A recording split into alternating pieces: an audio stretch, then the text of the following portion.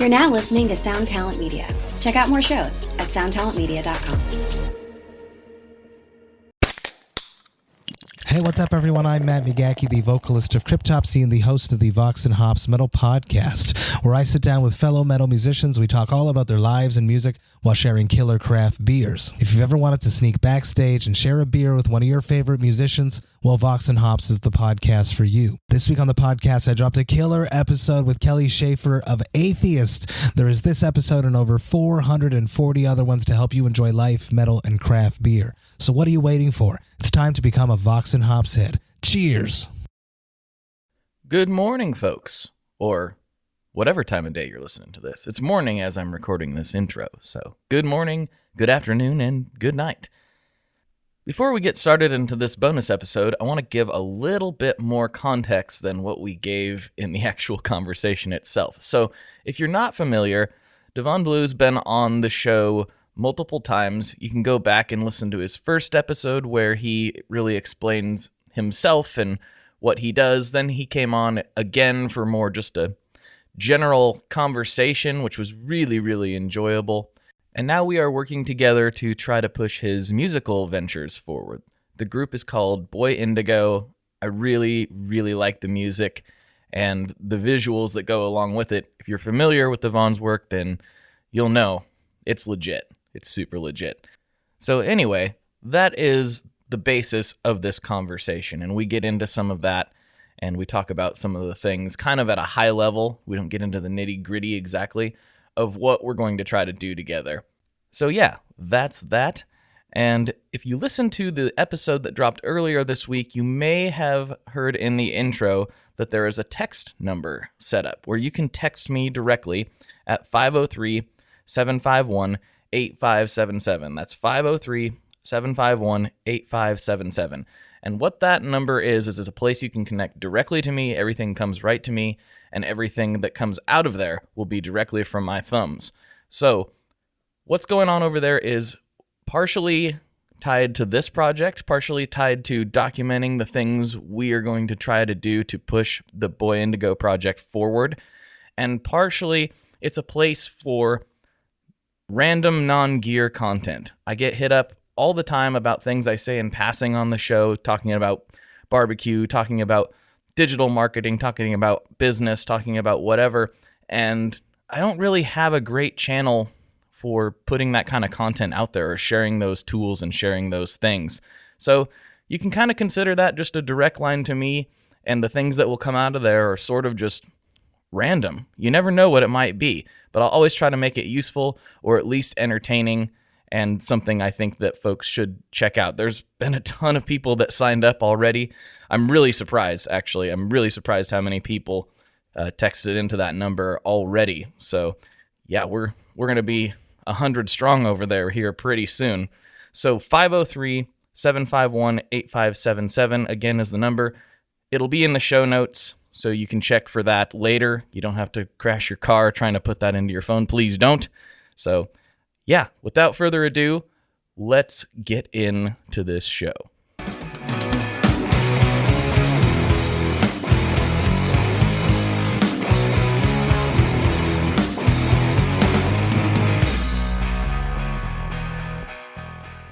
Hello, everyone. Welcome to another episode of the Tone Mob Podcast, the show about guitar stuff and other things sometimes, too. I'm your host, Blake Weiland, and with me today I have my friend, Devon Whitaker, returning. One of my favorite people to talk to and to podcast with and to watch stuff that he makes. How's it going, man? It's pretty good, man. How are you doing this morning? I'm not bad. I got some leftover pizza in the fridge I'm going to be enjoying later, which is always a good thing. And the sun is shining, and I'm staring at a Telecaster, so, it can't be all that bad. Oh, a Telecaster. Okay. Yes. What kind of Telecaster are you staring at? Generally, because it's kind of its assumed position in the shred shed, unless I'm playing it, it is my 1974 Tele Custom.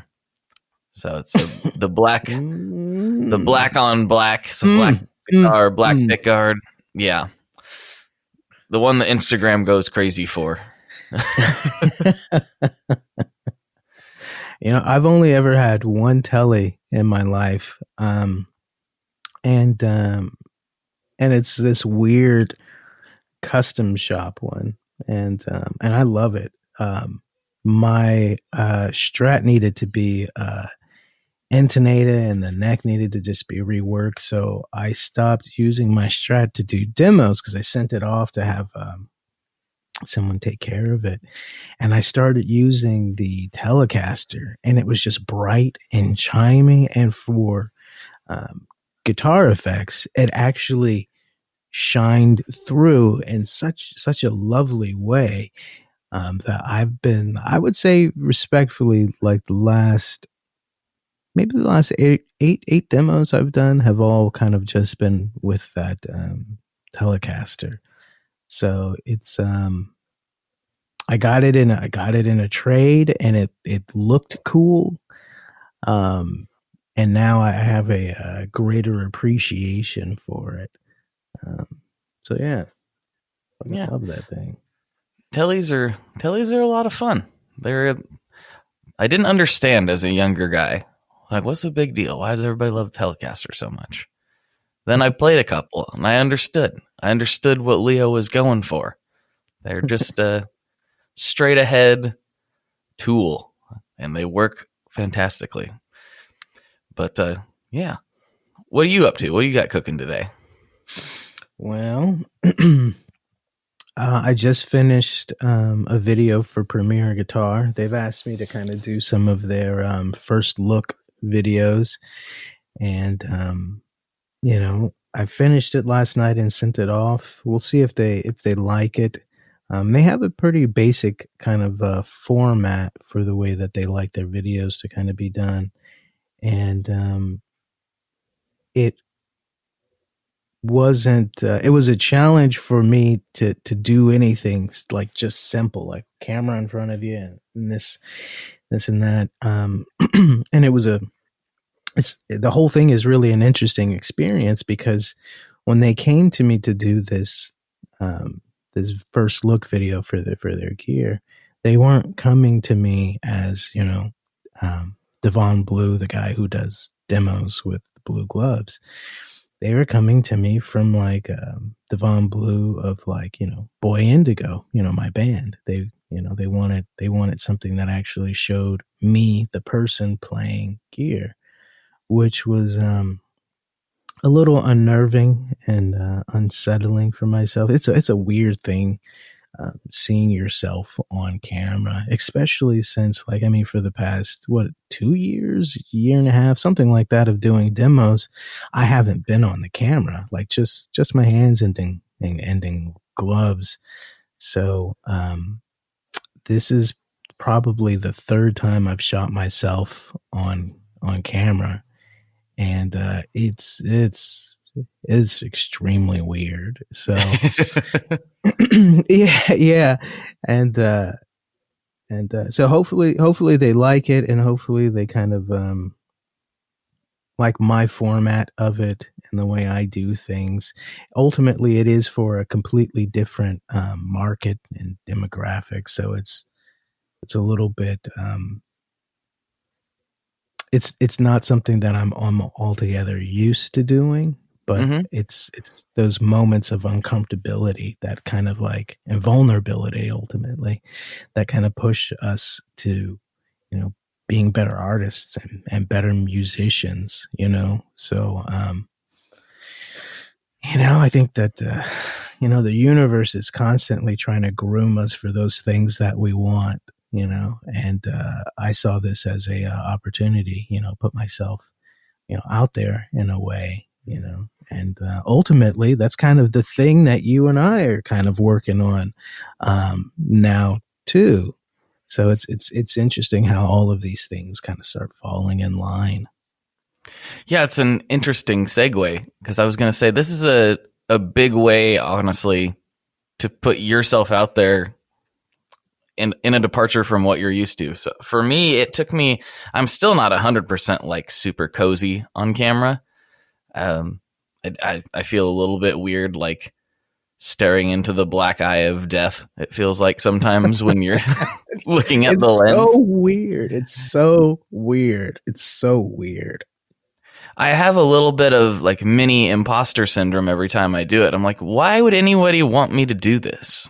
Like, why would anybody want to hear what I have to say about this? And it's like, well, some people care, I guess. So let's do it. But I totally get it. But different from me, you're going from a little bit, I wouldn't say like, well, a little bit of a mystery man persona to more of a public facing thing. But with the Premier Guitar thing, you're kind of doing it in a pretty big step forward. Like you're really going from 0 to 60, because Premier Guitar, while it's not like the Rolling Stone magazine or the biggest publication on earth, they have thousands of people that are going to look at these things. And so it's a big, not to make you weirded out by it, but it's a big step forward for you, I feel like. Oh yeah. Well, the interesting thing about it is, there's not going to be many people that are going to chase that persona down through the rabbit hole to find the Blue Glove demo thing that I do. It's an interesting thing because when I launched my my band this year, excuse me, and this is the first year I've ever released any music of my own. When I first launched that, I really thought that the demographic that I had built, or the following that I had built by virtue of doing these gear demos, I thought, a lot of them would kind of, follow over to this other thing. And it didn't. I mean, like the percentage of it was extremely small. It was something like it was probably around 7% of the gear audience that I had acquired, maybe even less, followed over from Instagram and things like that and Facebook over to the things that I do as a musician. And even still, and that's fine.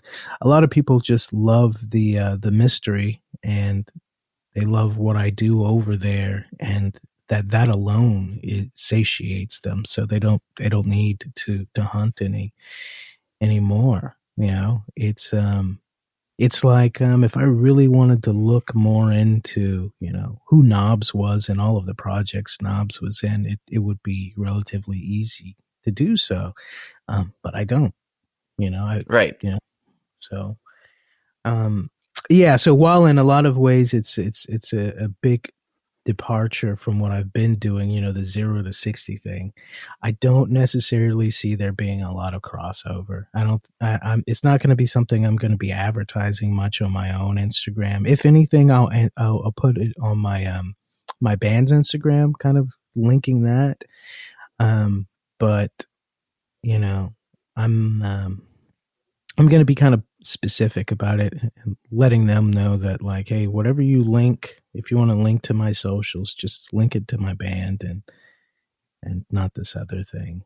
So right. Yeah, it's kind of interesting. I'm actually sitting here going like 7%. That's actually pretty good. I usually tell people like 1% is what I expect generally from going from platform to platform. It's very difficult to get people to hop to different things, in my experience.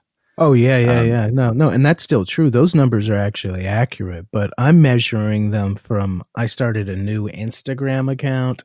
So getting people to go from one Instagram account to another Instagram account, like I think the numbers in that are a little bit more higher. So 7%, it's probably is about right. Maybe it's usually around like 3%, but 7% kind of followed over. So I guess that is a good thing, but it's not necessarily platform jumping as much as it was an opportunity for those who liked what I did to be able to see more of it on their timeline. So that's really quite literally what it was. So, right. Yeah.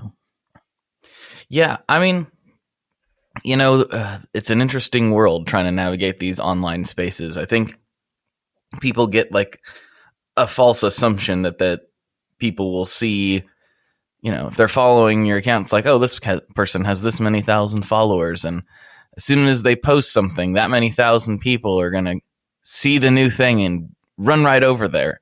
But what I always tell people is like, think about how you consume the media on your own timeline. If somebody you really like posts something like a new song or something, if you're a super big fan of them, you might drop everything you're doing and go check it out immediately. Or you might just kind of note it in the back of your head and think about doing it later. And maybe you do, maybe you don't.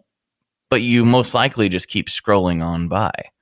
Like, even if you really do appreciate whatever that person does, it's kind of weird. I think people have this assumption that, everyone who follows X, Y, and Z must just love X, Y, and Z. And it's like, I don't know, Kim Kardashian has millions and millions of followers, and I guarantee you not all of them just love Kim Kardashian. They're just following to follow type of thing.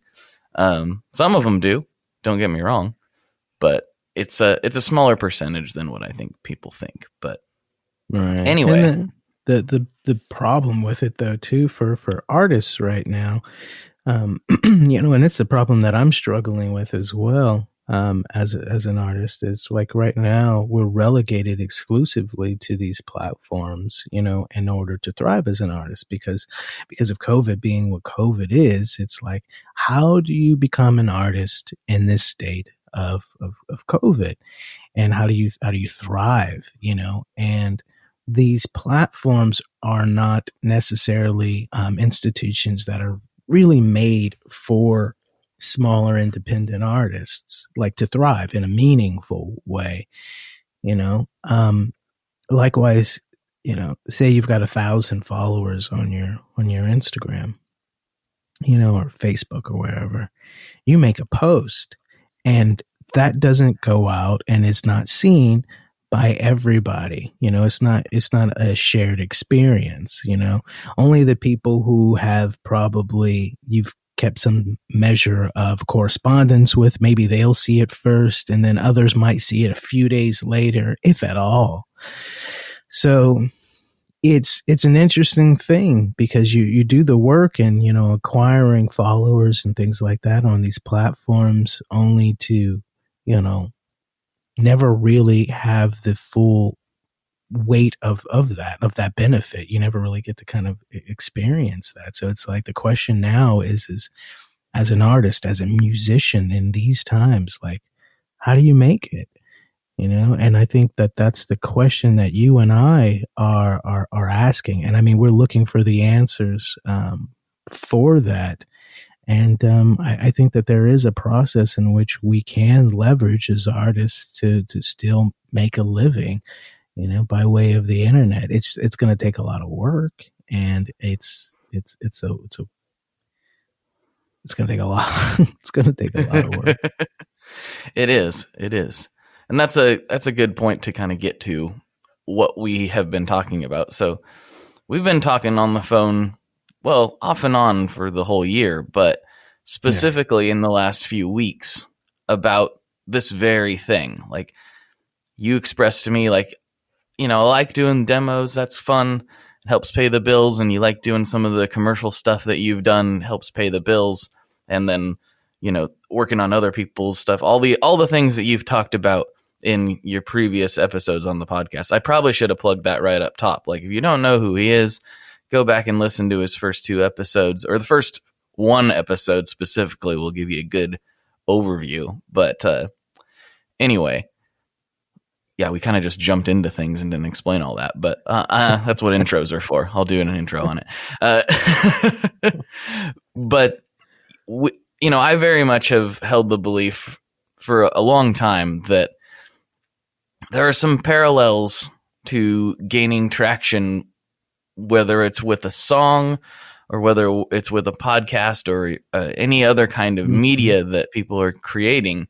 And in talking to a whole bunch of people on the show that have made careers in music, and sometimes they did it in years prior, and they've done it in various ways.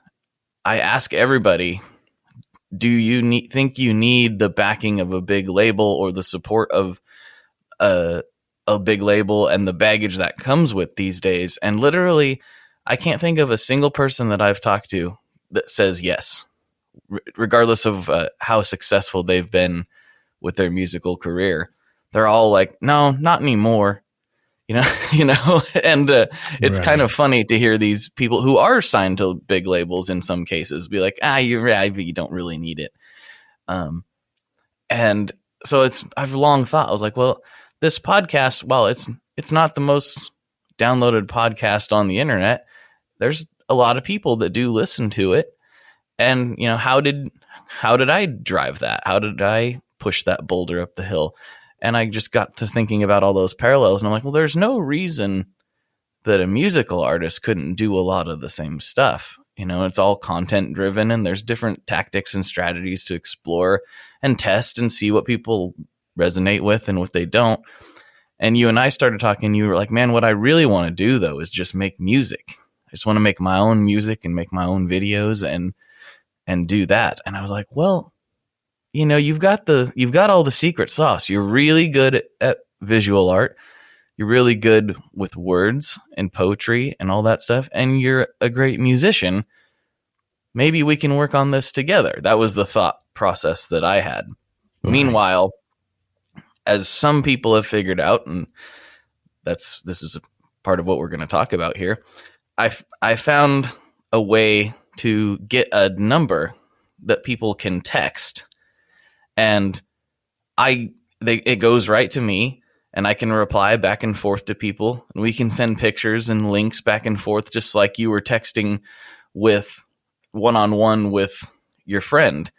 And I found a way that you can do that at scale. So I was able to get one of those numbers, and I've been playing with it for the last week or so, texting back and forth with fans of the podcast about things, and it's turning out really cool. But it's that direct one-on-one, like everybody gets it and almost everybody replies, and it's cutting out that middleman of social media. But at the same time, I was trying to think, what am I going to do on here besides the direct communication, like direct one-on-one conversations? What am I going to do differently than what I do in my Facebook group, or what I do on Instagram or YouTube or any of these other places? Because I feel like you have to tailor the content to the method you're using for delivery so that it's easier to consume. And that's when I hit up you. And I was like, what if we documented via that text number the process that you and I are going to use to try to get more traction with Boy Indigo, more traction with your direct musical side of things. And you were on board for it, and that's what I figured, hey, let's do a podcast and talk about it. So yeah, that's the genesis of everything that leads to this point right now. Right. And I think a thing that we should be kind of speaking to, and I mean, ultimately, we'll document this and kind of send it out in text for those people who are interested in it. But we should kind of be taking into account like what the biggest hurdle is, and being a musician right now. And that's, a lot of people would think that it's COVID, and COVID is kind of a handicap and in certain respects, but in other respects, it really isn't. It's ultimately changing the landscape of musicality and how people consume music now.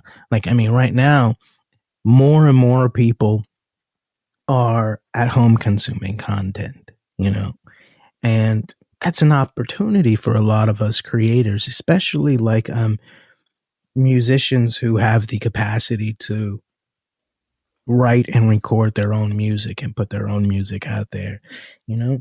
If you're one of those musicians who can do that, or you have access to it, someone who you've got a friend who's an engineer, you can go over his house and record. It's like, now more than ever, you need to be getting your stuff out there. But like, not just like, and you can't just you can't just say, because that's easy to say, like make some music and put it out there, it's, there has to be a method by which you put it out there that makes sense, because, we've talked about this before, like social media and Spotify and platforms like that and YouTube, they exist primarily for bigger artists. They're there for bigger artists. Spotify, like, in order to make minimum wage, which you would make in a minimum wage job on Spotify, you'd have to have something like over 300,000 monthly streams, So for a lot of us, who are just starting and just putting music out there on Spotify, it's like it's going to take time to get there, but so you think like, okay, well, how do I get people to Spotify? Because you don't want to just make music, put it on Spotify and be like, there you go. Hope that the algorithm does its job. Because the one thing I can attest to is that of all of the listens that I get on there, and I had it upward of like 20,000 monthly listeners, which is huge for just someone out of the gate, just coming right into this thing, not having anything. But, and it's since dropped down because I working on the everything else, but 1%, it was about 1% of the listeners came from Spotify's suggested pool, like 1% of all of the listens that I've gotten for the entirety of this year came from Spotify recommending people to listen to this, because so that's not a big number at all. That's not a big number at all, so you can't count on the algorithm, these algorithms to actually do you a service. So then you think in terms of like, all right, well, maybe I can send people from my Instagram or Facebook to Spotify to listen to my music, to consume it that way. Well, again, the method by which you do this is the proof that as an independent artist, these practices do not serve you. They only serve these entities. You are only going to make Facebook rich. You're only going to make Spotify rich doing this. But here's the thing, the crux of it is that, like, and I've tried this, is you pay money for an advertisement on Facebook, and each time someone clicks on your link and you're sending them to Spotify, it costs a certain amount of money per click. That, depending on the audience that you're trying to market to, it can be a crazy amount. But let's round down just for the sake of argument and say that it costs 1 cent for one person to click on this link and go to Spotify. Now, if that person clicks on your link, you now pay Facebook 1 cent. Okay, fine. They're now at Spotify. And let's assume they like your song and they listen to the entirety of that song. You now make 0.03 cents from Spotify off of that transaction. And let's round up. Say it's like it's half of a cent. We'll round up again. And just say it's a half a cent. You just created, a transaction where you've lost money. Where's the gain at in that? You've lost a half a cent. This costs you a half a cent every time. Well, and the reality is that it actually costs a whole lot more to send a person from Spotify. Like, I mean, the average is, 8 cents all the way up. And you're creating these paradoxes where it's like, how do you make money as an artist? Because that's the thing. It's like, we have to be real. Like, I mean, if it's just about like putting your art out there, just kind of getting it out there, then it doesn't really matter. You just put it out there and then you can go to sleep at night. But if you're an artist and you want to make a living off of your artist, how does it happen? And I mean, ultimately, that's kind of what you and I are kind of exploring. Like, how do we do this? But ultimately, the one thing that we do know, especially from this experiment here, is that, especially with what you're doing with the whole text messaging thing, is that You want to be the one to be in control of the connections you have with your audience. If you amass a large audience on Spotify, for example, say you get 1,000, 100,000, 1,000,000 followers on Spotify, you do all of the work. You do not have access to those people. You don't know, you don't have access to them. You can't send them an email and say, hey guys, we've got merchandise out. Hey guys, we're going to be touring in your area. You can't do that. Spotify holds all the cards right now. So and the more music you put up there for Spotify, that means Spotify now has an even larger pool to when they go to advertise. People who want, companies that want to advertise, they can say, hey, yeah, we've got like 756 billion songs on our platform. So, and we've got these many people listening. So all you're doing is helping them, so right now it's kind of a necessary evil. And I mean, we're trying to right now kind of explore methods in which to kind of like, usurp more of that control. And ultimately, it's going to come from doing things where, we either kind of create communities within ourselves as artists and help each other, or you do something like Taylor Swift, Taylor Swift has done something that's extremely interesting, and it's not something that's unique with regard to Taylor Swift, but like she's when her music comes out, it doesn't go to Spotify or iTunes or the Apple Store or wherever it goes. It doesn't go there first. It does not.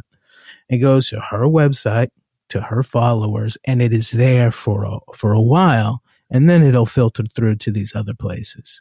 So creating like these kind of connections or with your audience, one-to-one connection, where you can quite literally say, yeah, I sent that text message to Joe. I sent that email to Joe and he replied. I see he replied kind of thing. I see that I sent it to him and he opened it. It's things like that we need as artists. And, Bandcamp seems like it's an interesting tool to kind of leverage. So like that's something that I think that I'm going to be looking into. The only problem with Bandcamp is that a lot of people who aren't musicians don't necessarily go to Bandcamp. They don't think initially like, oh, Bandcamp, I'm going to go to Bandcamp. And, when you look up institutions like Chartmetric is a tool that you use to see where your plays are coming from, what's happening with your stats, your overall stats, your popularity ranking amongst like social medias and things like that.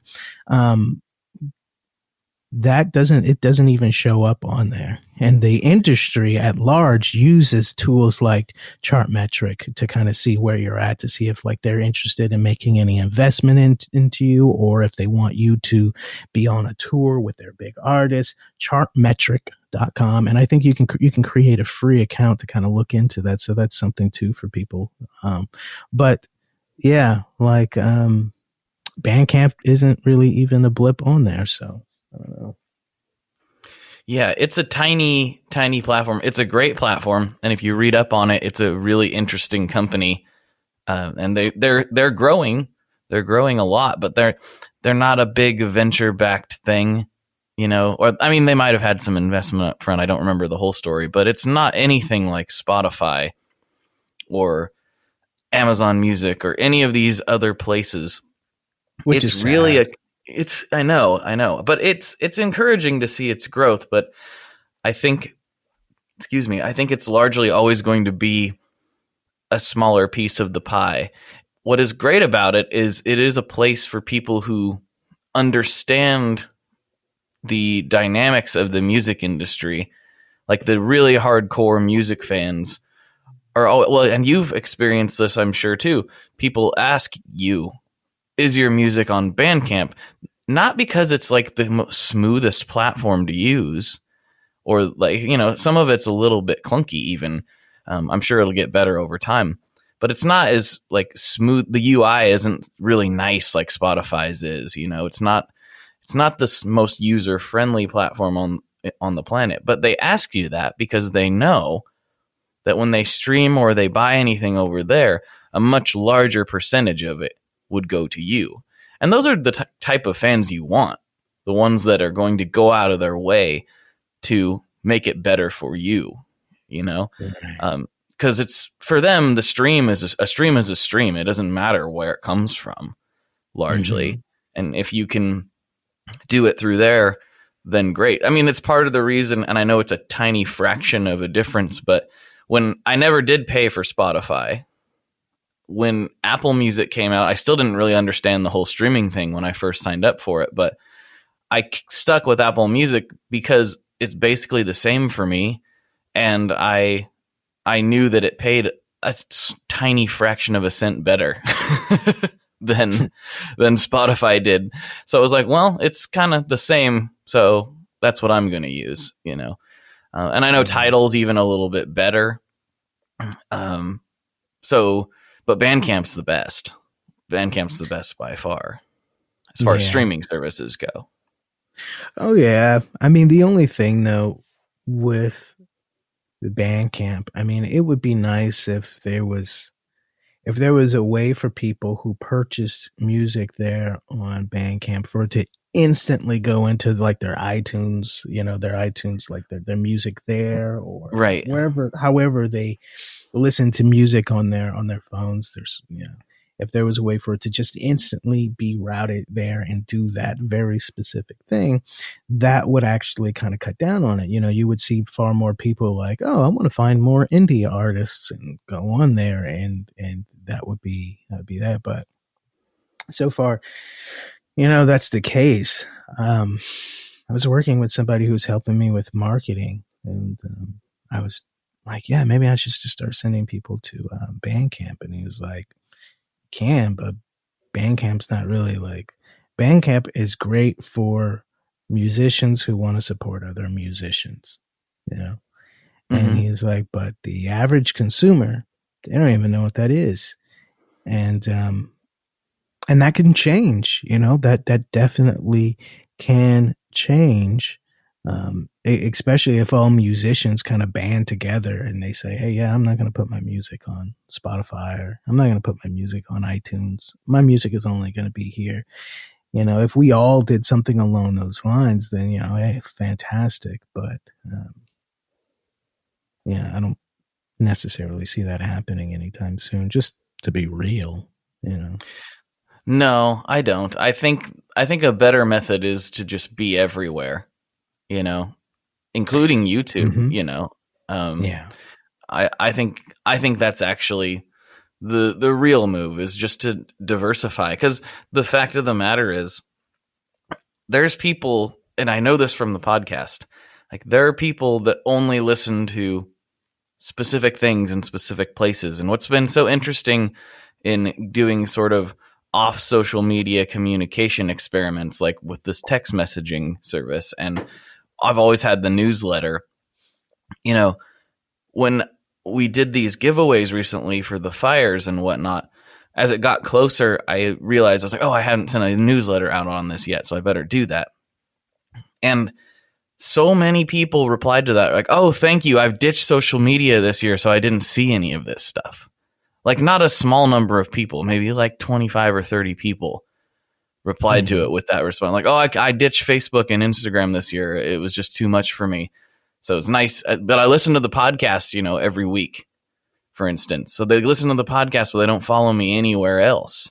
And they might really enjoy the podcast. But that direct communication, and email's even getting a little sticky with that anymore, which we can talk about. But that is becoming increasingly important. I don't see anybody ditching social media en masse anytime soon. I don't think that's probably ever going to happen. But it is important to note, there are a lot of people that aren't on social media. Sometimes it can feel like the whole world. But there are millions of people who, they might look at Facebook once a week if they have it. You know, they might look at Instagram, you know, once a day maybe. Like, we tend to think as people who live in a digital world that, and especially me who does digital marketing and stuff, it was like everybody's on these things. And it's like, not necessarily. It's actually My 80%. dad's never in this thing. You know? Yeah. The actual number is like 80% of the world are on social media, specifically Facebook. Which is crazy to think about. Yeah, but I mean, if you think about it like this, like to your point, 20% aren't, and like that's a lot of people, And those people are less distracted. They really are. They really are. So they get an email, it means something. Like, I have to investigate this email. Or a text message, really, so I think for the people who are listening to this particular podcast, I think the things that I would say, like the kind of takeaways from all of this is, the first thing is kind of try to create a system in which you have access to your followers or your subscribers, to where you can have, that one-to-one connection. And I mean, right now, that's part of what you and I are going to be exploring, ways of doing that. But the other thing though, too, is, and this is one that we have, that you and I talked about last time we had a phone call, is collaborations. So if you are going to be trying to, because we still have to have Spotify, we still have to have iTunes, but the best way to hack those algorithms is to collaborate with other artists, and find an artist who has just who's within your genre, or someone, and they don't have to have like the greatest Spotify numbers, or the greatest following on Instagram. It's nice if they do. It's better if they do. The degree of success increases based upon that, but still collaborate with them, because there's a few things that actually end up happening. The first is you come out with a song with another artist. They're going to help push it on their social media platforms, which means that now you have access to their followership. That's something that helps significantly just from doing a song with them. But now the other thing that happens with Spotify, and this is part of the reason why my numbers shot up so high, was because I was collaborating and still collaborate with another artist whose numbers at the time was better than mine. My numbers have since kind of like passed a little bit, but what happens with Spotify when you have a collaborative track, you can release the track on both your platform, and they can then release it as well on their platform as well. So any plays or promotions that you put on your side of it, they're gonna reap the benefit of. And then vice versa. If they're doing something over there, like they're just putting this thing on blast and letting people know, or if they throw a few bucks to boost a post, whatever happens there, it happens for both of you. But the biggest thing is from there on, you're linked with that artist in terms of the algorithm. So anytime that artist puts out an album, a song, or a single, then Spotify sends an email out to their fan base, the people who follow their page, and says, "Hey, so and so has a new song out." And then if you go down to the bottom of the email, it says suggested artists you might also like, and you will be there every time. So it's those are kind of ways to kind of like, kind of increase your numbers on Spotify if that's something that you're really interested in. I mean, ultimately, the main thing that you're looking for in terms of a collaborator is, yeah, sure, if they've got decent socials or if their numbers on Spotify are great. But the most important thing that you want to be looking for is someone who is going to be consistently putting music out. Like in another few months, they got another song coming out or something like that, because that ends up helping your numbers too. Like the more they work, the harder they work on their own things, means that every time that, again, they put something out, you're going to be at the bottom of that email that Spotify sends out whenever they push something, and then vice versa. So as artists, we really have to kind of pull our resources. We really have to work together. This isn't one of those things. I think there's this kind of interesting high school mentality to the whole thing. And it's that everyone believes that they're in it for themselves. But realistically, like, we are in this together. I mean, right now, the music scene and the art scene, we are being done a huge disservice in spite of what's happening with COVID. I mean, you look at all of the artists and musicians who are now unemployed and things of that nature, and you're starting to see that, like, these institutions, these government bailouts and things like that they're doing, they're not talking about what's happening definitively with the arts. Like, how are we going to help these guys? You know, it's usually just something that they kind of do.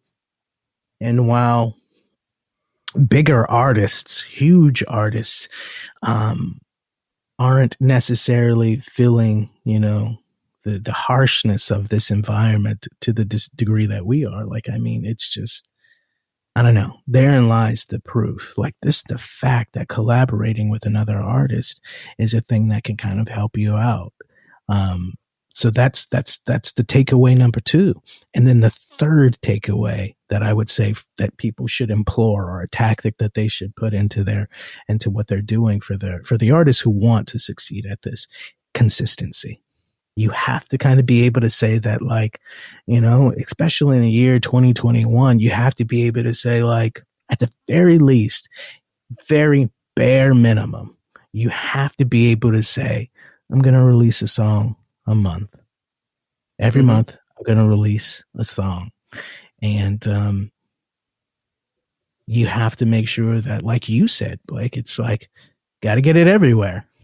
It's got to be everywhere. So it takes that level of commitment, because, dreams without goals will always just be dreams, and they'll always leave you high and dry. But you have to have, like, realistic goals in order to achieve this thing that you love. Because for most of us, like, especially like gear enthusiasts and things like that, like, it's not just necessarily about the gear. The gear itself helps us to kind of amplify this thing that we have in us, this creative spirit within us, this thing that we want to do, right? And it's just, we have to kind of just push, every day. Who was it? It was Thomas Edison, who conducted like 1,000 failed experiments, and why? Because at the 1,001 experiment was the light bulb. And it kind of takes that level of determination, to succeed in this. I say it's like the 2 A's, it's authenticity. So the ability to be uniquely yourself, and attrition, like, never giving up, just keep going. And I think that if we as artists can kind of embody that, then I think we can succeed. Yeah, I mean, a lot of this stuff you're saying, this is why I wanted to get with you on this and, work on this together, is because there's so much similarity. The medium is different. Like, podcasting is a conversation, and you try to keep it interesting, and you do your best to make it something that's fun to listen to for everybody. It's not the same craft as making a song, but the way it's consumed is identical. Basically, it's pretty much exactly the same. The platforms operate exactly the same way. The places you would put this podcast are the same places I would put a song. The advertising tools in which you would implore to get this out there are the exact same ones I would do.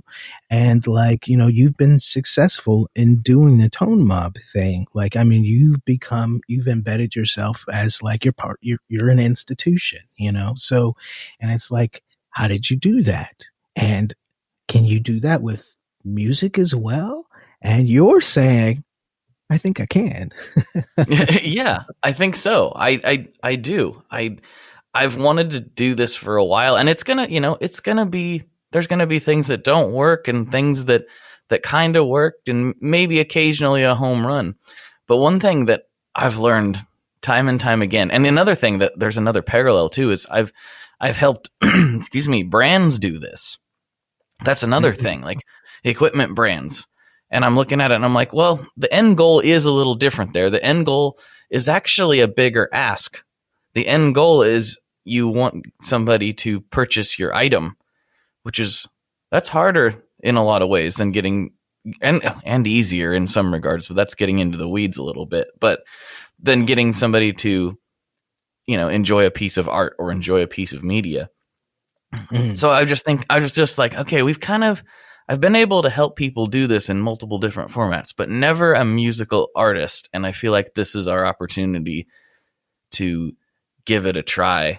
And the texting thing, to go back to that, that's a big part of why I got that number. So the first people that have signed up for this are folks who I told them, like, listen, this is an experiment.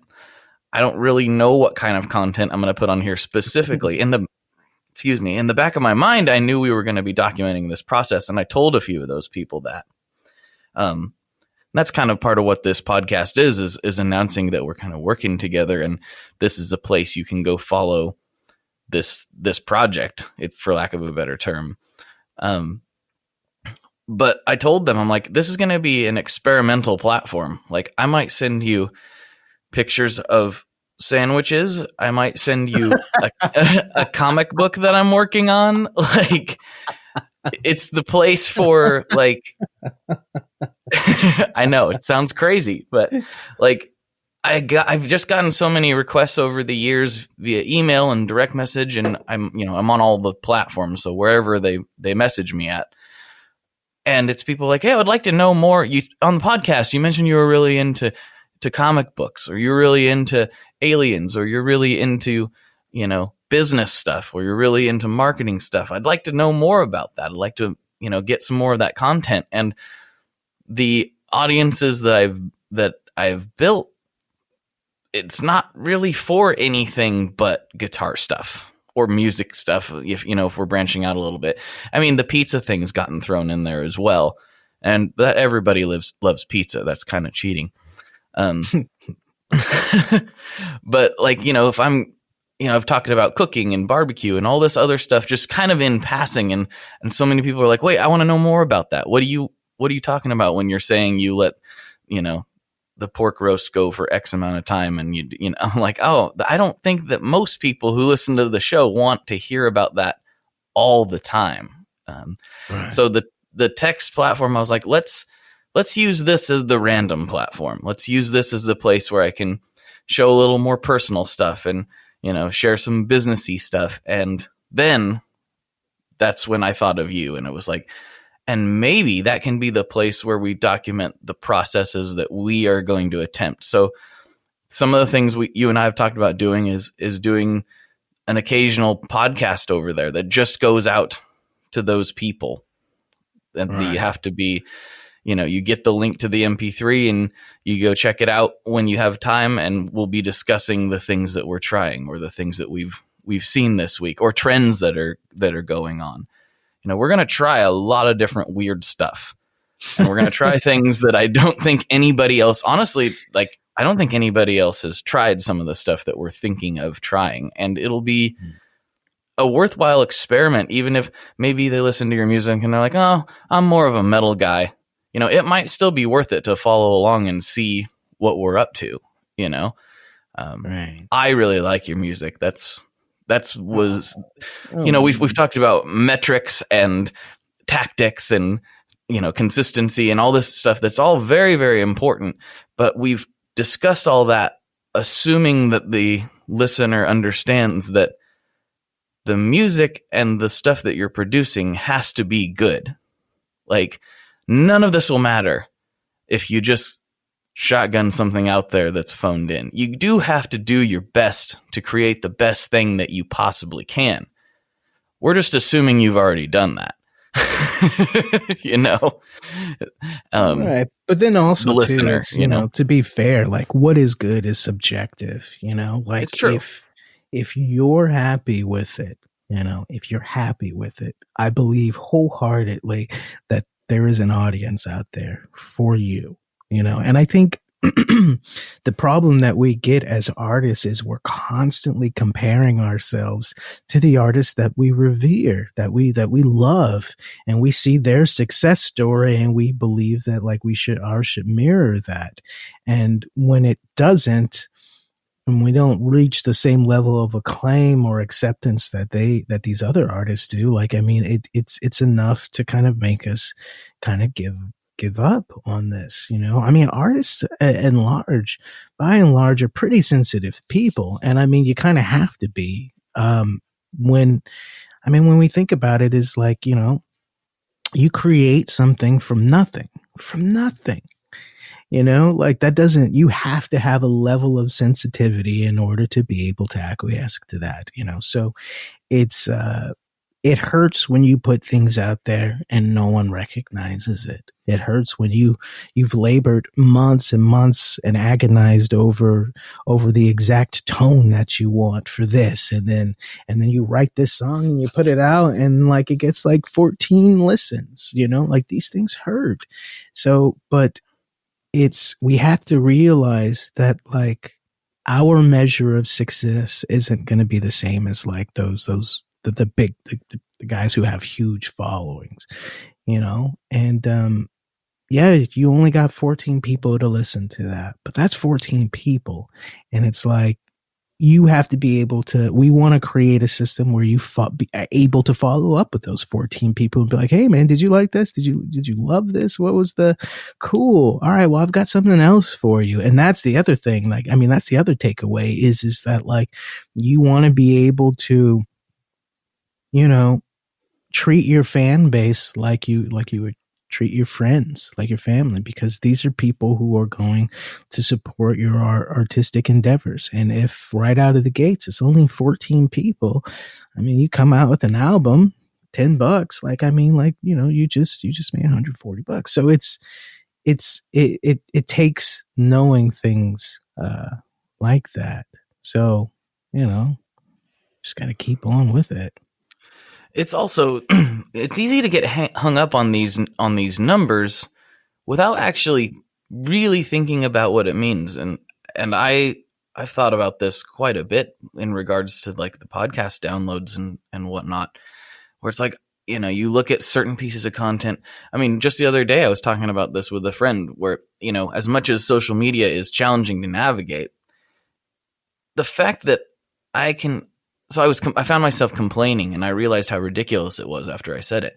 I made a stupid little video of me noodling on the keyboard the other night. I was just like, I haven't played this thing in a while. Let's just set up the camera real quick, and I'm just going to fiddle around here for a few minutes. And then I put a dumb filter on it, and I shot it out to Instagram at like 10:30 at night or something. And then I was like, wow, this is weird. This thing only got like 800 and something views when my last video that was of a similar quality did like 5,000.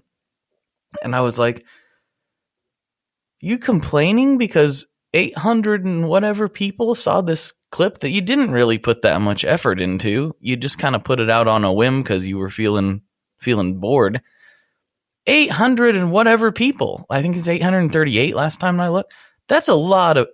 At what other time in history could you do a random little noodle and get 800 plus people to give it more than a passing thought? Like, it's kind of crazy to think about when you say it's like, oh, it got 14 downloads or it got 100 downloads. It's like, we dream of playing in clubs sometimes that have 100 people in it. Like, oh, it's only like a 200 cap room, but I did sell it out. It's like, you'd be ecstatic if you were playing a sold out 200 cap room at certain points in your career. Exactly. Like, and then you would be satiated and playing in front of 14 people in most instances. So it's kind of like, it's interesting. Yeah. Like, I mean, and the journey is always different for all of us. Like, I mean, I've labored over, you know, certain videos that I've put out and only got 200 views, and it took me 4 or 5 days to do that. So hearing on the opposite end, hearing you be like, yeah, I put a camera up over this keyboard and played, I got 800 views, and I'm like, on the outside looking in, I'm like, Yeah, man, that's 800. Like I've put Yeah. videos out where I've spent 5 days working on this video and it got like 200 views, and it's like it helps these instances kind of put things into perspective for a lot of us, and yeah. Yeah, it's something we need to talk about. Like that. I mean, I'm thinking back to myself 6-7 years ago. If I would have thought that one person would be interested in a piece of content that I produced, if that one person really actually cared and really actually enjoyed it, I would have been over the moon. And I think we sometimes get wrapped up in, and I think part of it is because of what you were talking about earlier, needing a certain amount to even make minimum wage, which is you need a ton of Spotify plays to even make minimum wage. And so we kind of view that through this lens of like, oh, well, that's the bare minimum, so we're not even close to that. Yeah. But if you actually frame it as those are not downloads, those are not streams, those are not views, those are people. Those are people. Then it starts to take on a different flavor. It's like, oh, it also becomes a little bit weightier. And once I kind of worked through that process in my head, I was like, maybe I shouldn't just like randomly put up noodly things. Maybe I need to put a little more juice into this stuff if that many people are going to view it. It's kind of flipping that script on its head and appreciating what we can do now, because, and if COVID would have hit in the 90s, we'd all be way worse off than we have been in this digital age. That's for sure. Oh, yeah, definitely. Now, at least there are opportunities and outlets for us to kind of, push through or push our stuff out to. So, I mean, that's very much a thing. And dude, that's an excellent point. I haven't even thought of that. Yeah, if COVID hit in the 90s, where would we really be? Man. We wouldn't be able to do this. Certainly. And nobody would listen to this. Like, I mean, I actually talked to Joel from Chase Bliss about this right when the lockdowns were first happening this year. I was like, this all sucks. This is not good. Nobody's happy about it. But there's never been a better time in history for this to happen. If we have to be stuck in one place, at least we have unlimited amounts of content available, unlimited amount of digital connectivity to be able to do things like this, or just even call and FaceTime and Zoom meeting and whatever. There's never been a better time in history for this to have happened. So we're actually lucky in a weird way that it happened now. We are. And for certain artists, this is presenting an interesting opportunity too. I mean, and that's the biggest thing. Like we've talked about like how the landscape of what it is to the music business, the landscape is changing so much. Like it's creating like huge cracks in the infrastructures of these things, and therein lies an opportunity for any one of us indie artists to kind of break through these cracks and to really kind of solidify this thing that we're trying to do, because now the labels and things like that and the powers that be ultimately don't have a great handle on what's happening. They don't have control over everything, so if everyone's at home and is consuming content and you have a cell phone with a camera and you have the ability to make your own music, you are now being given an opportunity that you would have never received ever in history to do something in a meaningful way, So the whole COVID thing, it's unfortunate in a lot of respects, and a lot. It's harming families, it's taking lives, it's a terrible, terrible, terrible thing, and I don't want to dismiss that, but also too for entrepreneurs and for specifically musicians, like this is an opportunity for you to actually do something. And I mean, not there's other reasons why artists need to kind of create. And I think I've said this on, I was on the Get Offset Offset podcast. And I Wonderful talked podcast. about very wonderful, awesome people. That more now than ever, musicians have to create, because when we look back at like the historic references of like the civil rights movements and things of that nature, the history books that have come out since then have changed 1,000 times over. And the truth of what actually happened in those instances have been watered down so much in the history books. But the one thing that stays the same from then to now are the songs that were created, the songs that outline the struggles, the song from that era. In fact, we sing them, we sing them and hum along with them. The art that was painted that reflect that time still hanging on museum walls and is protected and will forever be protected.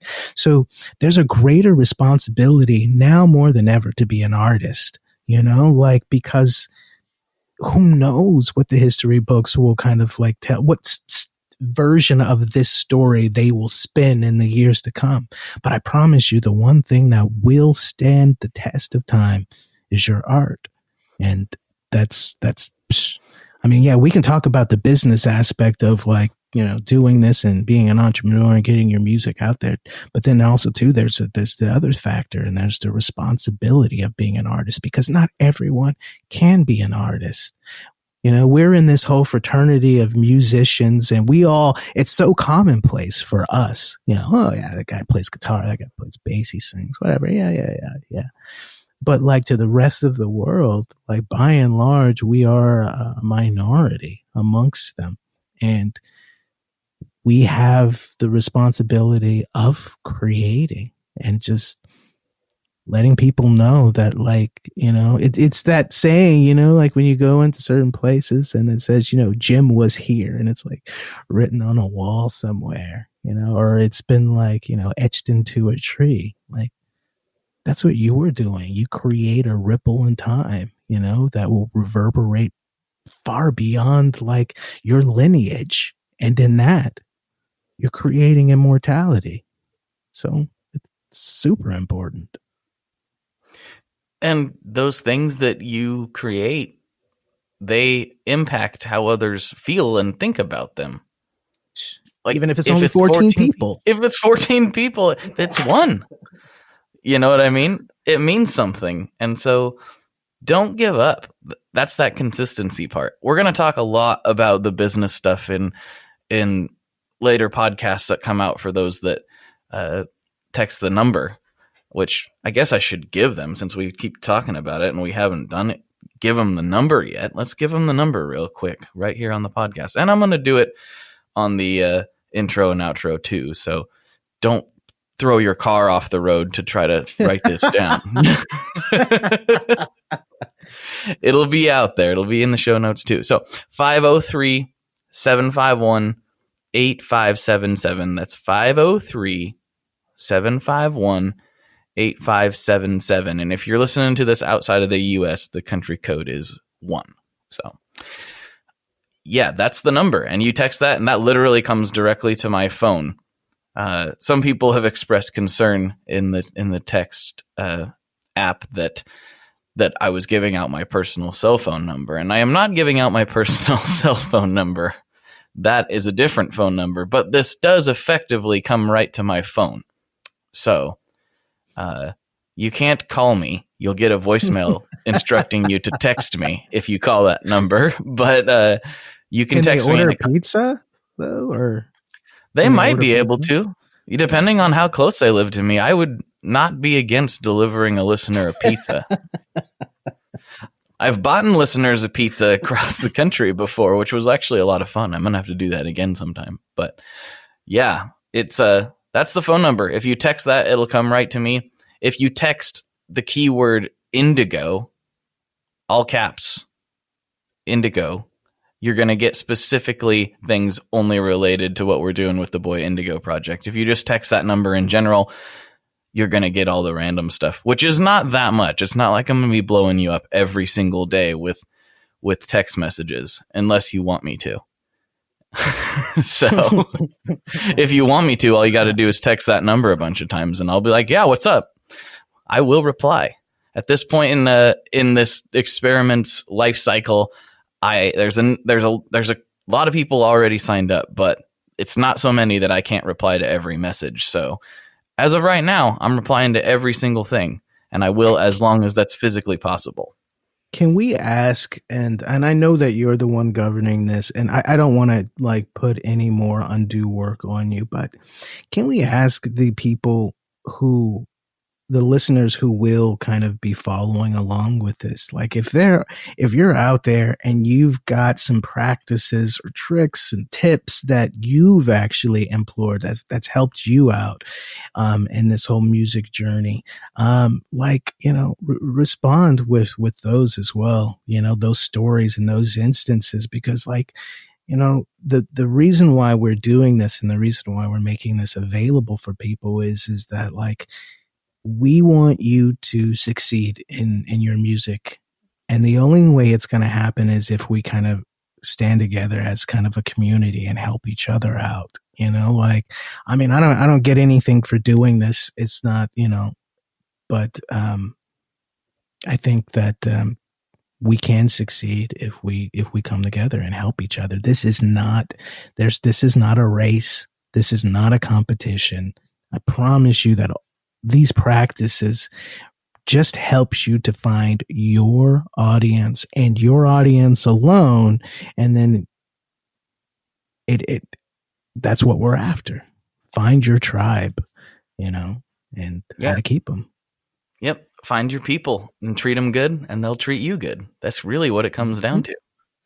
So anyway, that's where you get a hold of us. Do you have anything else you want to say before we wrap this thing up? This was a very excellent conversation, but they always are. They always are. Oh yeah, indeed. No, I think we've pretty much covered all of it. I think what we'll do in the next podcast thing that we do similar for this is we'll go over some numbers, and then maybe if you guys have any questions for us, text those questions in, and I would love to kind of, have a connection with you guys and answer those questions that you guys might have, no matter how silly they are. Let's just kind of create this community and let's let it thrive. Yeah, absolutely, man. That'll be a very interesting experiment. I think it's going to work. I just don't know exactly what the format will be that we end up landing on, but it's going to be fun. I'm looking forward to doing these regular podcast updates. And again, everyone that's listening to this on the main feed, we're not going to put out all of these episodes on the Tone Mob RSS feed. This is going to be just for the people who text that number. And that's how we're going to do it, because we know a lot of you that listen, they just want to hear about the history of people's effects pedals companies and guitar stuff. I get it. That's why most of you are here. But I just wanted to give everybody the opportunity to hear what we were up to and, come take part in it if it sounds like it might be something interesting to you. So I think that's probably good for today. It'll be fun. Yeah. Yeah, man. All right, well, let's wrap this thing up. What do you say? I'm good. All right. For everybody, let's do it. Yeah, for everybody, for Devon, this is Blake. And as always, folks, good luck and good tones.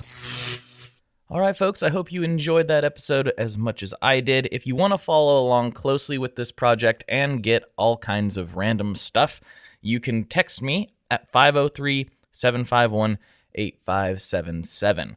So, yeah, that's the place, and it'll be in the show notes. If you need to just copy and paste that over, it'll be nice and easy for you. Please go check out Boy Indigo wherever you stream your music. Give it a listen. See what it's about. See if it's for you. And at the very least, tell a friend about this podcast. That would be massively helpful. And if you need even more content, if there's just not enough content out here for you and you need more, you can go to patreon.com/tonemob, where for $5 a month, I am putting out extra episodes every week. And they're generally extended versions of these conversations. This week, I talked to Michael and Dan from Reverb about the Pedal movie on the main part of the episode, and we go into more details on Patreon. So if you want to hear extra content every week and help support the show, that is the place to do it. Another thing you can do, if you just don't want to do that, and I totally get it because times are weird, but you're going to be buying gear, definitely purchase things from tonemob.com/sweetwater or tonemob.com/reverb. It doesn't cost you anything extra, and a small portion of those purchases come back and help keep this show going. So if you're going to be buying gear, and let's face it, you're probably going to be buying gear because you're listening to a gear show, that is an easy way to help support the show. But like I said earlier, the free way to support the show is to tell people about it. The more people that know about this, the better. It literally is the only thing keeping the lights on around here, the fact that people know and listen to this show. So thank you so much for getting this deep, and I hope you enjoyed this kind of off-topic episode. And yeah, I'll talk to you next time. One last thing before we totally sign off here, I just want to remind you that if you do any shopping at Stringjoy, that's Stringjoy guitar strings made in Nashville, that will help me out as well. As I've said for years, I'm heavily involved in that company, and I really do think they're making the best products on the market. So if you would like to try custom strings, go to tonemob.com/stringjoy and check them out today. I seriously love what the team down there is doing. I help them out with all kinds of things, and by you supporting them, you are also supporting me as well. And hey, you need some strings, so why not get some custom strings just for your guitar and playing style? Again, the link for that is tonemob.com/stringjoy, and that will take you right to their website, and you can do all your shopping through there, and that will help everyone involved out. So thank you very much. Talk to you next time. We are brought to you by the wonderful folks at Gun Street Wiring Shop. Yes, Gun Street Wiring Shop. I've talked about them before. I used to say based out of Bend, Oregon, but guess what? Sean moved to my neck of the woods. Sean's in Portland.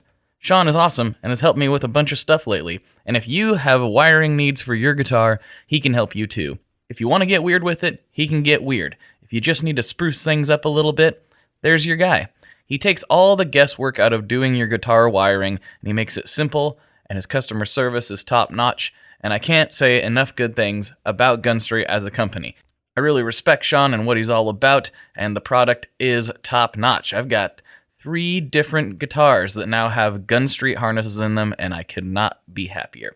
So go to gunstreetwiringshop.com and check them out.